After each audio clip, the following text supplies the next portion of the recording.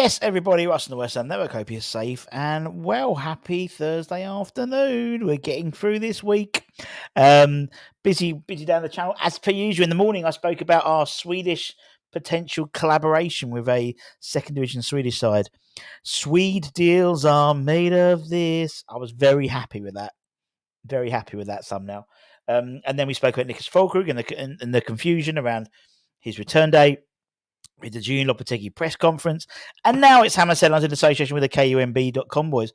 Plenty of stories to get through. A few chance of rumours, a few hearing news in terms of PAQUETA hearings, and a bit of a review of the international break as well for a couple of our players. White hair there's both my beard. In terms of some have been good and some haven't been so good.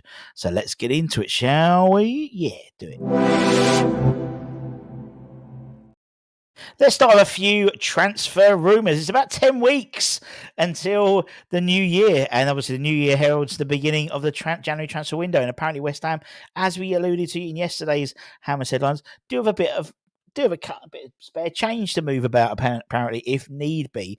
And apparently, we're going back to Brazil, friends. We're going to go back to Brazil and try again, as we've been linked yesterday and today, actually, with two Brazilian players. The first one being this gentleman, Leo Ortiz, the centre half from Flamengo. Obviously, we were trying to get Fabrizio Bruno from Flamengo over the summer, and that sort of fell through, and then was possibly back on, then fell through again. But apparently, according to footballtalk.co.uk, it carries a report from Brazil regarding the 28-year-old centre-back who has been highlighted as a target for West Ham's recruitment team. He's priced at around €9 million, which seems about right for a 28-year-old potentially, which is quite attainable. He's very experienced, very solid. Would add depth to a back line, I'd suggest, particularly maybe going to a back three possibly as well. I don't know, just in terms of we seem to be really linked to several centre halves at the moment. Maybe Lopetegui isn't happy particularly with Mavropanos. I don't know, and at 9 million seems, a fair bit of punt money really to bring in a experienced centre half to add to that back line. Or we haven't got that fourth experienced player. Yes, we've got Kalen Casey, and potentially bringing him may stunt his progression if you think he's could step up. Obviously, he's been playing internationals under 20s this week with Lewis Orford. Not Lewis Orford, George Earthy. Lewis Orford's playing under 19s. But interesting to see. I mean, he's been linked with moves to Juventus and Fiorentina as well. And apparently his performances in the Brazilian Serie A have identified many clubs to his availability, and he's a prime target for many. Obviously, in terms of buying Brazil players, it's easier to get him in January transfer window because of the way the Brazilian league runs, almost like as a calendar year. So actually, you can see more Brazilian links happening in the January transfer window than arguably the summer transfer window, which is obviously almost halfway through their league, which is why we've been linked to another one, I think.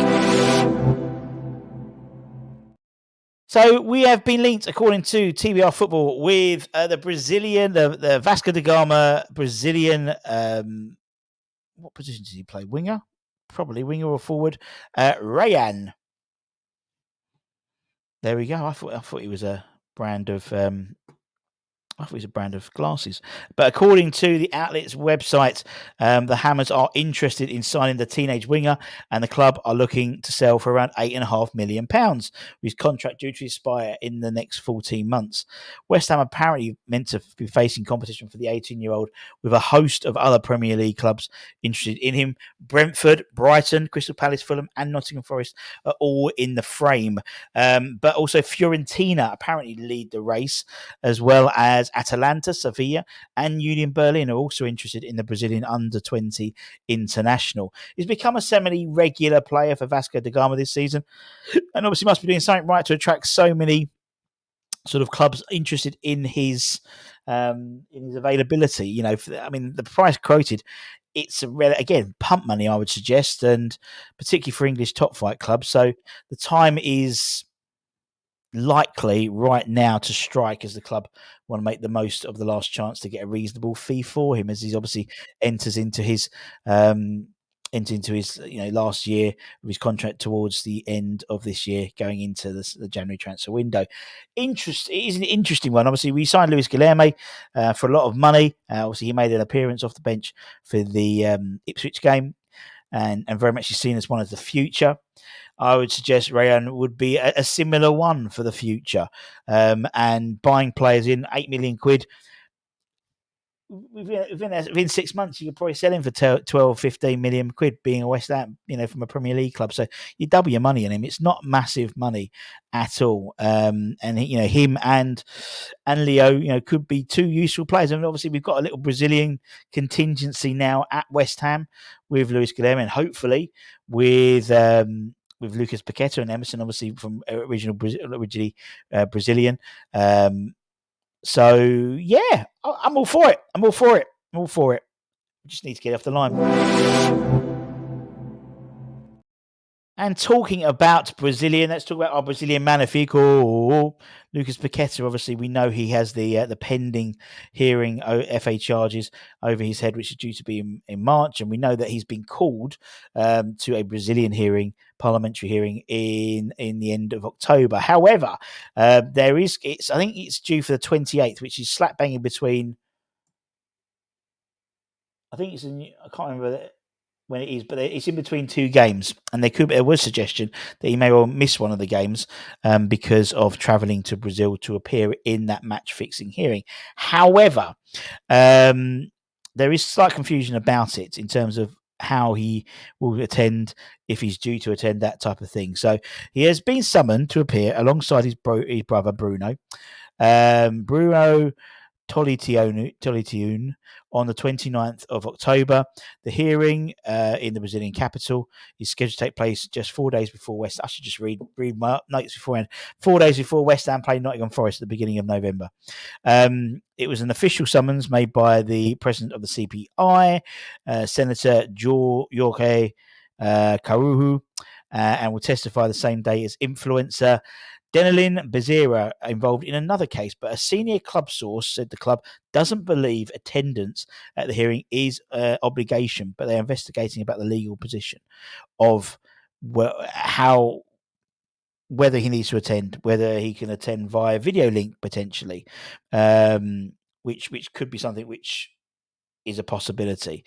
No doubt this story is going to obviously go on and on and on, but the fact that it potentially impacts his selection for the Nottingham Forest game particularly does make it of increased interest to us. So we'll keep an eye on that, because we know how critical he is for West Ham, and hopefully we won't. But then come March, you might have him at all if he's found guilty. So we'll keep an eye on that.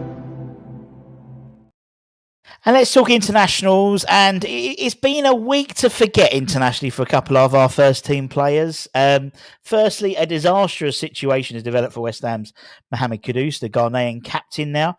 But could be good news to West Ham or his potential suitors in the summer if he moves on.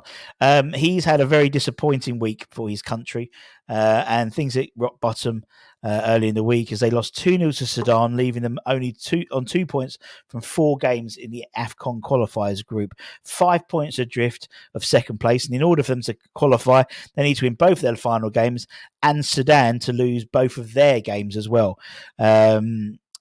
The AFCONs 2025 is scheduled between the 21st of December 2025 and 18th of Jan, I think, 2026. It's a slap bang in a very, very busy period for the Premier League.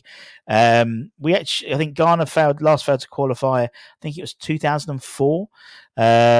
So it would be disastrous, really, for Kudus and his teammates to not qualify. So much so he took to Twitter and did a big grovelling apology, really, in terms of how the teams let the country down and that type of thing. But good news for West Ham potentially means obviously if he doesn't qualify, then he'll be available in a very busy period, or indeed if he is moved on in the summer, which is likely, in my opinion, to happen. They would have him for the Christmas period next year as well.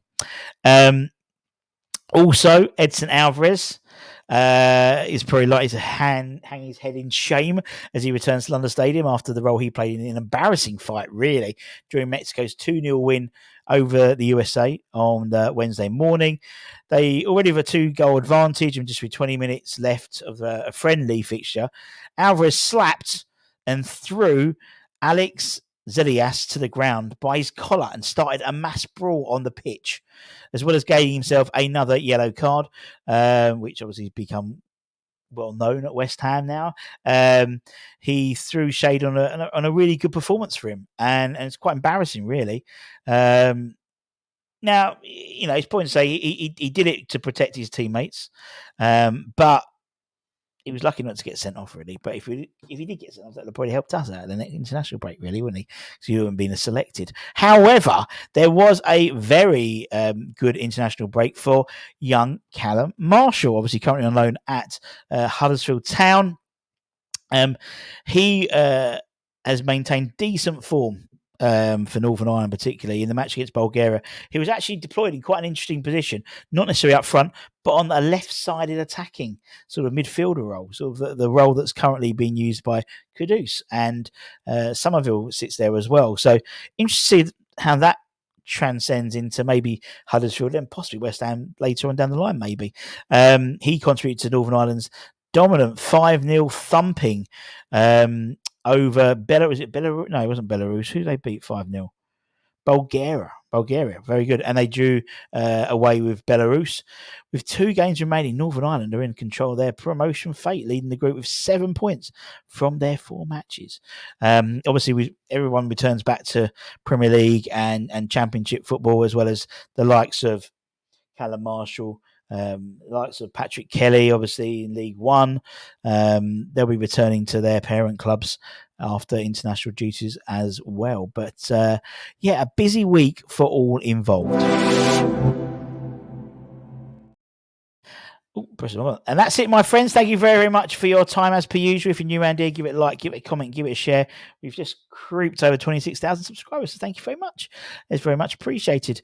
Hopefully you like what we do. And as I said, if you haven't seen it, go and see the Yoshi Benayoun video, just because it's brilliant. And if you've always seen it, see it again. Take care, stay safe, stay warm, stay humble, keep the faith, and come on, you Irons.